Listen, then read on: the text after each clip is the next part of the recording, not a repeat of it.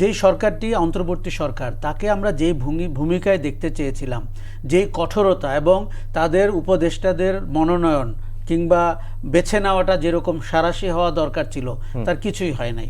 সরকারটিকে আমরা একটি অদ্ভুত সরকার হিসেবে দেখছি। কিছু রিটায়ার্ড লোক কোথায় বসেছিলেন, এই যে আপনি একটু আগে স্বরাষ্ট্র উপদেষ্টাকে দেখালেন, এই লোকের কথা বোঝা এবং এর হাতে জাতীয় নিরাপত্তা, আমাদের ভাবতেও রাতে ঘুম হারাম হয়ে যাবে। কাজেই সরকারটি এত নাজুক, এত দুর্বল এবং এতটা বেখেয়ালি, তারপরে মনে হয় যে নিরাপত্তার ঝুঁকি বিবেচনা করলে নির্বাচন হওয়া ভালো, নির্বাচিত সরকার থাকা ভালো।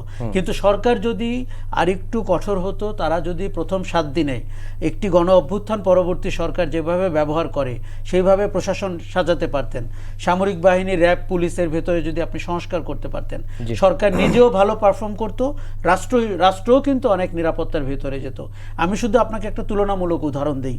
লতিফুর রহমানের তত্ত্বাবধায়ক সরকার 3 মাস ছিল, একটি নির্বাচন করে গেছে এবং 3 মাসে কি কি করেছে আপনি বের করে দেখবেন। আর 11 মাসের ইউনূস সরকার কি করেছেন তুলনামূলক পর্যালোচনা করে দেখবেন।